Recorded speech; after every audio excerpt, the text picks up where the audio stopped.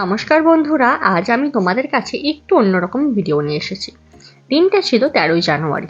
এই দিন আমার আর সোমনাথের গত 1 বছর আগে রেজিস্ট্রি হয়েছিল, আর 17ই জানুয়ারি হয়েছিল আমাদের বিয়ে।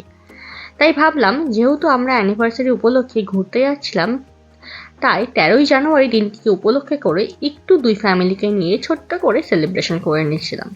আর যেই কেকটা দেখতে পাচ্ছ আমরা কাটছি, এটাও কিন্তু আমিই বানিয়েছি। এটার ভিডিওও কিন্তু তোমাদের কাছে খুব শিগগিরই আসবে। আর এই সমস্ত কিছু করার আগে সর্বপ্রথম গেছিলাম মায়ের কাছে, অর্থাৎ মা কালীর কাছে। আমি মা কালীকে ভীষণভাবে মানি, তার জন্য প্রথমে মায়ের দর্শন করে তারপরে কিন্তু সমস্ত অনুষ্ঠান।